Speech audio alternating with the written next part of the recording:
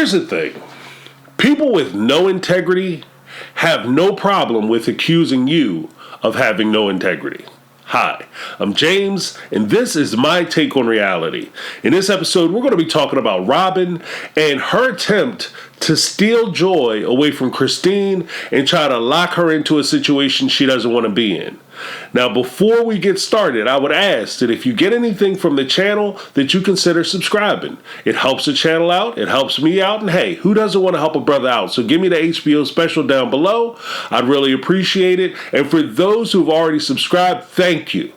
And if you want to continue to support the channel, you can just simply give us a thumbs up on the video and lets me know that you guys are enjoying the content. Thanks. Now let's get it. Now off rip. There's something that we have to talk about before we talk about anything. And I know the YouTube verse and everybody's going to be hot to trot about how Robyn had the audacity to sit on Christine's porch in her backyard, look this woman in the face, and tell her that she's a liar. And that's why I say people who have low to no integrity for themselves have no problem with calling somebody else a liar. They have no problem saying that you steal. They have no problem saying that you lack integrity because they themselves lack these things. They lack character and they lack integrity. Robyn is an individual who is about herself, and she will do whatever she feels is necessary in order to provide for herself and for her children. She's even said as much in previous episodes where she said that when she got divorced, she was looking for somebody who was going to be a provider and is there for her kids so that she could take care of her kids. My kids come first, so on and so forth. So she's willing to say anything, do anything, be the person that she needs to be in order for her to provide the things that she feels are important to her. This short-sighted nature calls into question whether she actually has any integrity and what kind of character she has. So when she sat there and said, "Oh, you're a liar," and she just threw that out, she didn't understand that for somebody who has integrity, how deep that actually cuts. For somebody to look me in the face and say that I'm being dishonest, homie, don't play that. You come at the wrong people saying this, and I mean this genuinely. Like, you come at the wrong people and you say something like that and you attack their honor, there's a good possibility that there might be some furniture moving around on that bad boy. You understand what I mean? That patio might get a rearrangement, if you dig what I'm saying. Maybe smoke in the city. They will take their foot, bury it so deep in your behind that the water on their knee will quench your thirst. So you don't want to be involved with that. But what I will say is this. Chritine played it exactly how she should have. Because when rubber meets the road, Robyn was trying her best to get to Chritine so she could control the situation. The problem that Robyn, Meri, and even Kody have is the fact that they are feeling themselves lose control over somebody that they considered beneath them. The fact that Chritine is getting up and walking away from the table because she's had enough of it, and she took the power back. And so Robyn's veiled attempt to try to take the power from her was to simply give her accusations and accuse her of things.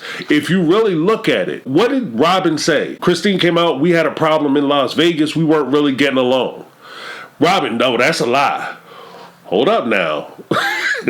Hold up now. You know what I mean? That's very strong words. Those are strong words now. In some places, those are fighting words. Well, okay.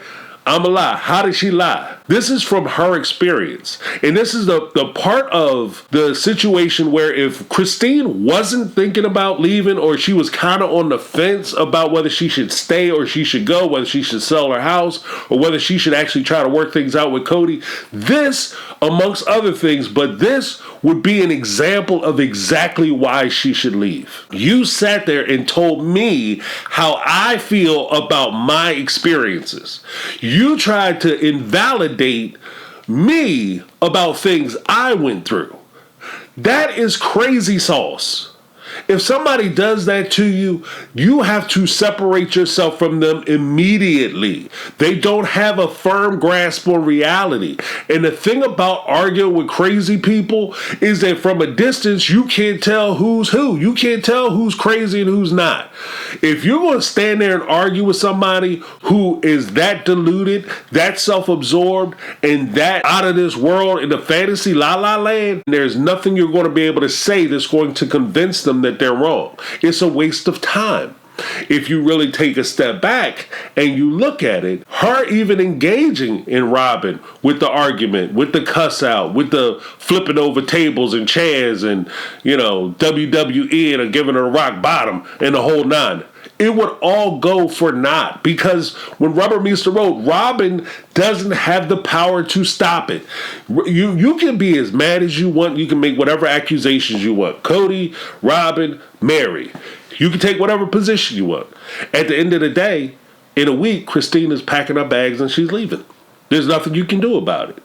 The only power that she could give to Robyn, and the only power they could take, is if Chritine would have got up behind up out of that chair and did something to Robyn. If she had jumped up and tried to strike fire on her face, then all that would have happened is that Robyn would have went down, she would have called a popo, and homegirl would have caught a case. And she would definitely be staying in Arizona and missing her window to go to Utah and start her life over again. This is a trap and a trick that's blatant, and I'm not saying that Robyn was putting her face out there to get tuned up or get rearranged, but it presents a real possibility that if something were to happen, Chritine will play right into that trap if things were to get physical. One of the other things that I noticed about this particular episode, we have to talk about perspective. You can have situations, and I'm sure that some of you have experienced this, especially some of the ladies, some of the gentlemen even, where you are the custodial parent. You have an ex, whether it's a boyfriend,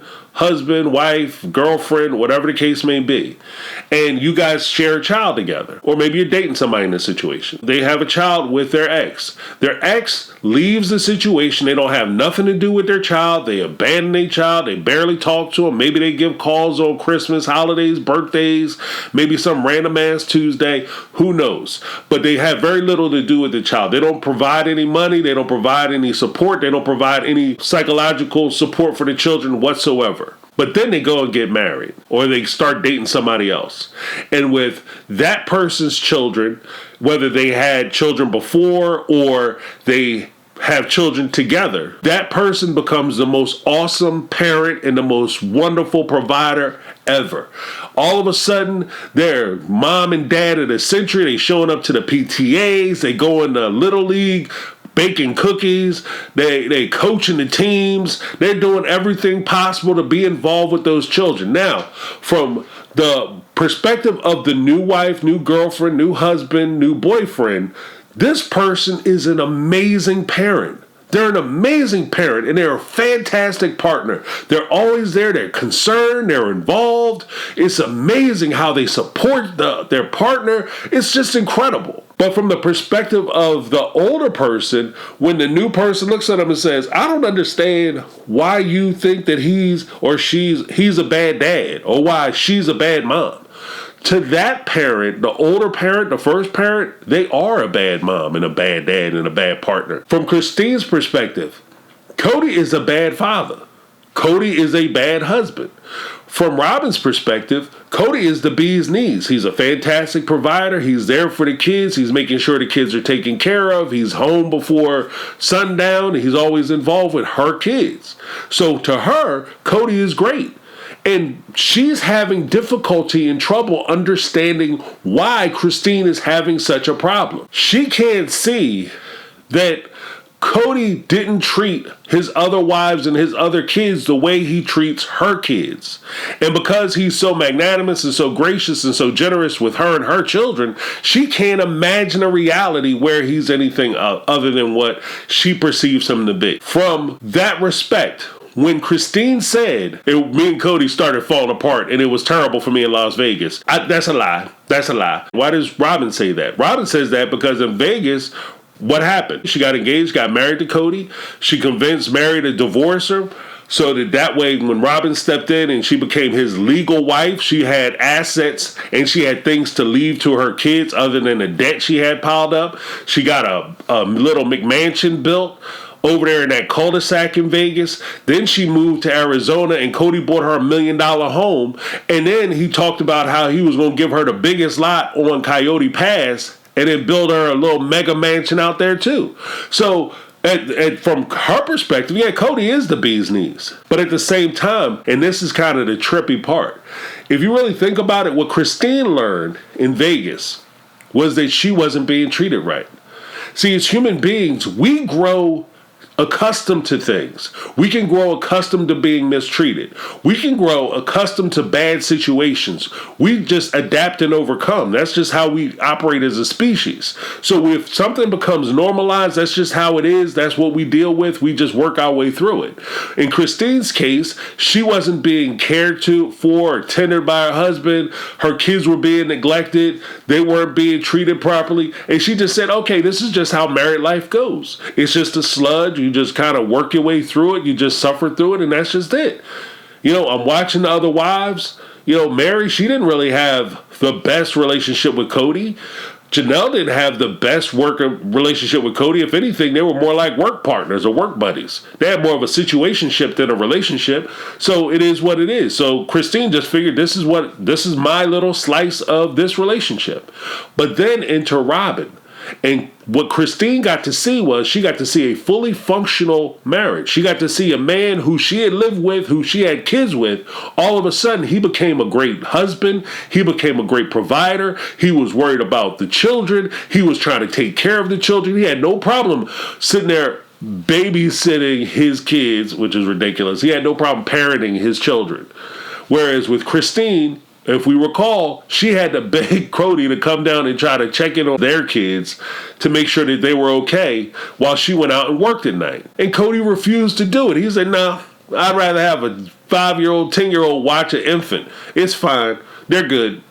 So there's a distinct difference. So perspective makes a huge difference in how you approach it. The next point that I'll make, if you look at the argument and how it came out, all it was Robyn showed up to the meeting and she had an agenda. She wanted to talk about what she wanted to talk about. She wanted to talk to Chritine and yell about being mistreated and how things were going wrong.